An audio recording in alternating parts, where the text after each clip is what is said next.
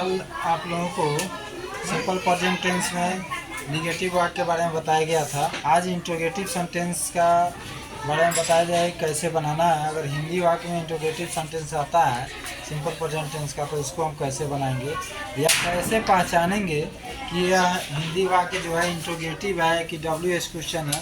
WH question और interrogative वाक्य में क्या अंतर है, इसके बारे में आज बताया जाएगा। तो सबसे पहले पॉजिटिव खत्म कर दिए, निगेटिव वाक्य भी खत्म कर दिए। अब रूल रेगुलेशन इतना हम नहीं दिखा पाएंगे क्योंकि ऑनलाइन रूल रेगुलेशन लिख के बताना मुश्किल है। इसमें ज़्यादा ये ऑनलाइन में केवल समझाया जाता है, तो आपको हम समझा ही सकते हैं। अगर रूल रेगुलेशन के साथ पढ़ना है तो उसके लिए आपको पर्सनल आके पढ़ना होगा। और इंट्रोगेटिव सेंटेंस के बारे में देखिए, जैसे रहेगा दो तरह का सेंटेंस हम आपको दे रहे हैं।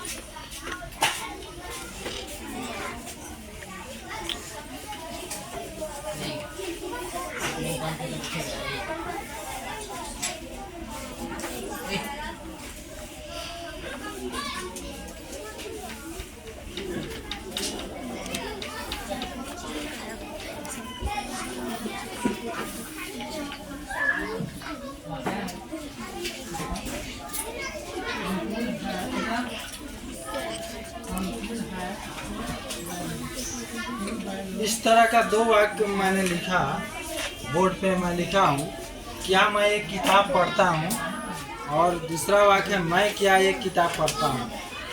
परीक्षा में अक्सर या कहीं भी पढ़ाने के समय ये समझाना बहुत ज़रूरी है कि इसमें से कौन सा वाक्य इंट्रोगेटिव फॉर्म में आएगा और कौन सा वाक्य क्वेश्चन WH क्वेश्चन फॉर्म में आएगा।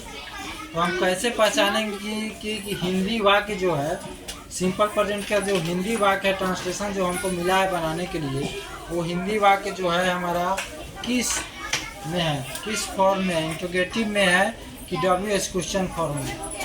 तो सबसे पहले ध्यान देना है कि हम इंट्रोगेटिव में अगर बनाना चाहेंगे तो इंट्रोगेटिव पहचान का नियम है कि वाक्य में सबसे पहले क्या आता है।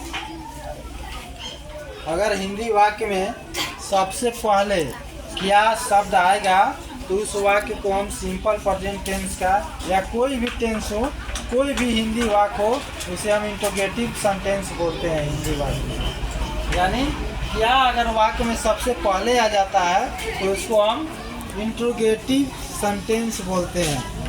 और अगर मान लीजिए बीच में आता है, यानी सब्जेक्ट के ठीक बाद आता है, सब्जेक्ट के हिंदी वाक्य में अगर सब्जेक्ट के बाद यानी नाउन या प्रोनाउन के बाद अगर क्या आता है, क्यों आता है, कैसे आता है, कहाँ आता है, कब आता है, किस लिए आता है, ये सब अगर शब्द आता है तो हम इसको WH क्वेश्चन सेंटेंस बोलते हैं। अगर क्या पहले आता है यानी सबसे पहले वाक्य में अगर क्या आ जाता है तो इसको हम इंट्रोगेटिव बोलेंगे, इंट्रोगेटिव सेंटेंस। सबसे पहले यहीं पे जाके जो स्टूडेंट्स होते हैं वो यहीं पे सस्पेंस में फंस जाते हैं और गलत बना लेते हैं परीक्षा में। तो ये सबसे पहले फॉर्म जानना जरूरी है कि हिंदी वाक्य में जो आपको ट्रांसलेट मिला है बनाने के लिए वो किस फॉर्म में है, इंट्रोगेटिव फॉर्म में है कि WH क्वेश्चन फॉर्म में है। तो वाक्य में इतना याद रखिएगा। अभी हमको इंट्रोगेटिव पढ़ना है, उसके बाद WH क्वेश्चन हम लोग पढ़ेंगे। तो वाक्य में सबसे पहले अगर क्या शब्द आता है हिंदी वाक्य में तो वह वाक्य जो है इंट्रोगेटिव कहलाता है। तो इंट्रोगेटिव जब वाक्य आएगा तो उसमें WH क्वेश्चन, अंग्रेजी में WH क्वेश्चन चिन्ह का प्रयोग नहीं करेंगे, हेल्पिंग वर्ब को ही फर्स्ट में हम लाएंगे और इंट्रोगेटिव बनाएंगे। जैसे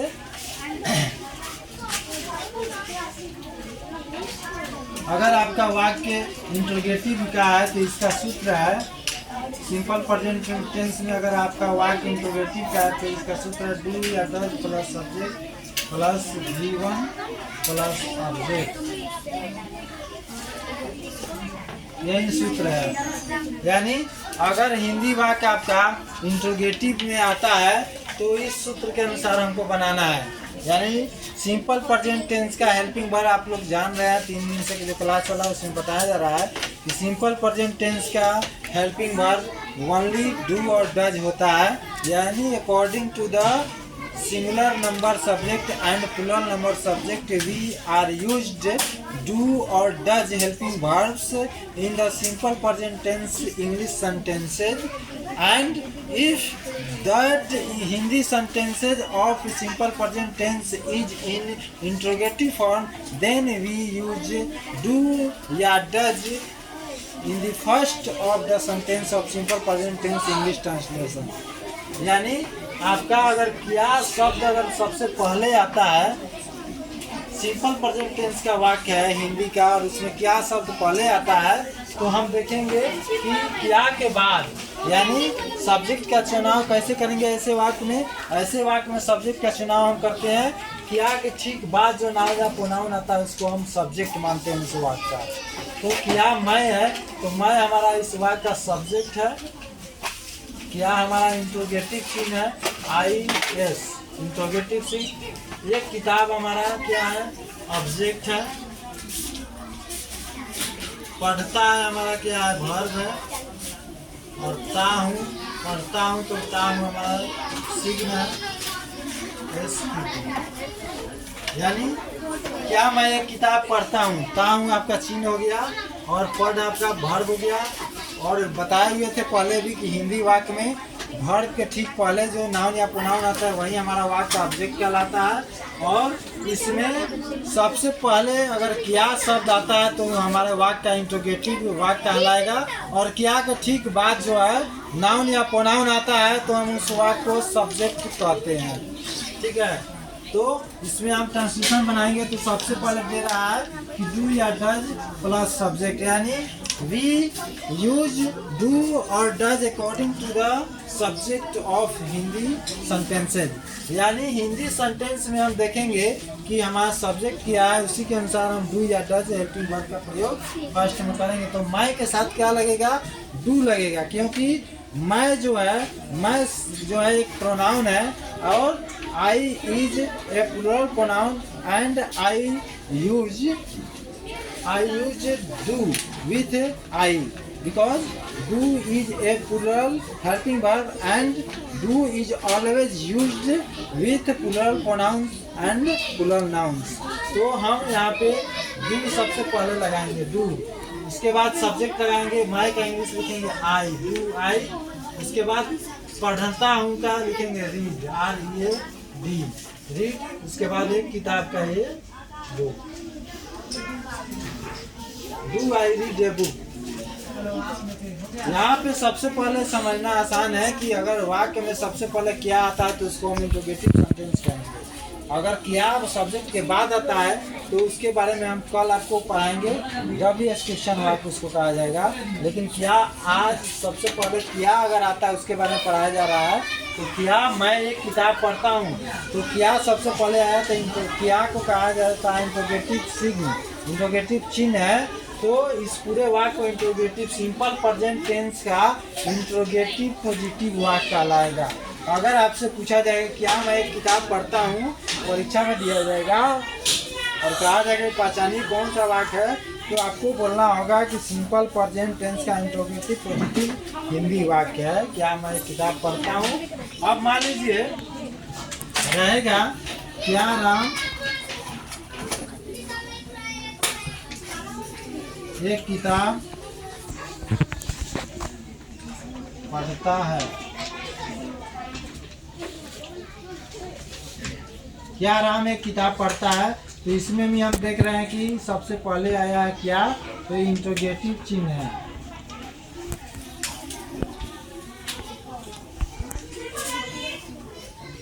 नाम हमारा क्या हो गया, नाउन हो गया, सिंगुलर नाउन है, और ये सब्जेक्ट है। एक किताब हमारा क्या है, ऑब्जेक्ट है। पढ़ता है, पढ़ है क्या है, वर्ब है। ता है हमारा क्या है, चिन्ह है, SPT, यानी सिंपल प्रेजेंट टेंस का चिन्ह। तो यहाँ पे हमको ध्यान देना है कि क्या के ठीक बाद क्या है, राम है।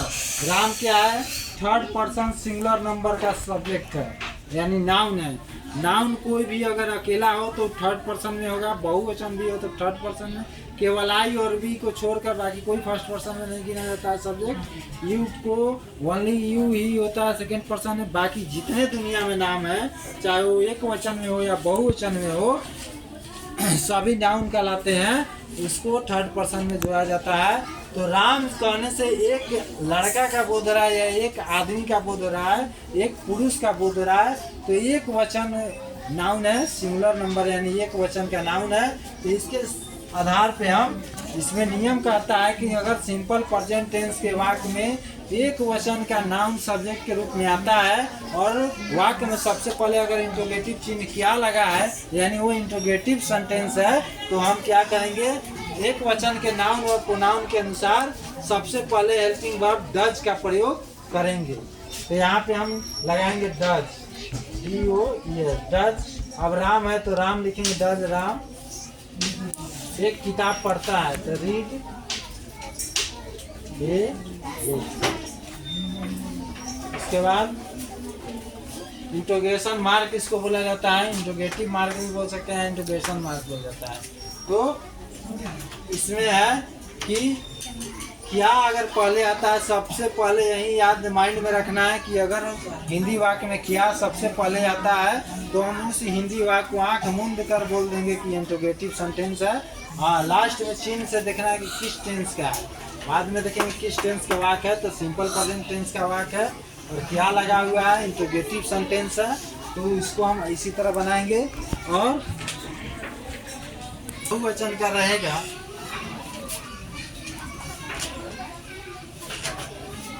अगर मान लीजिए नाउन बहुवचन का रहेगा, जैसे रहेगा लड़कियां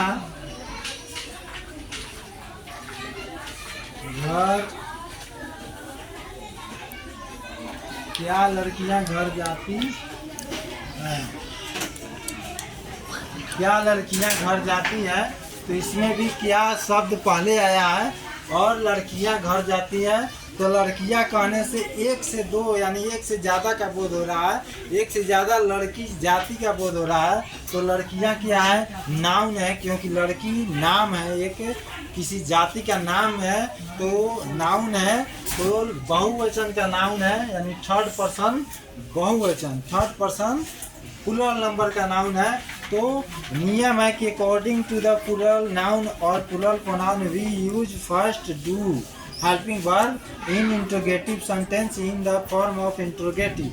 यानी अगर बहुवचन का नाउन अगर रहेगा हिंदी वाक्य में सब्जेक्ट के रूप में, तो उसके अनुसार हम अंग्रेजी वाक्य में सबसे पहले इंट्रोगेटिव चिन्ह के रूप में बहुवचन का helping verb simple present tense का डू का प्रयोग करते हैं।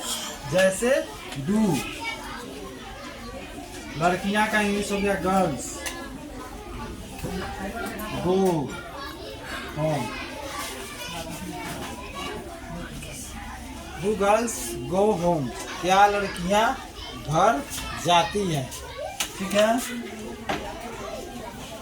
तो कल भी बताए थे कि होम के पहले टू नहीं लगाना है, बाकी सबके पहले लगता है, होम के पहले नहीं लगता है। तो क्या लड़कियां घर जाती हैं, इसमें हमारा गर्ल्स हो गया प्लूरल नाउन, नाउन हो गया थर्ड पर्सन का प्लूरल।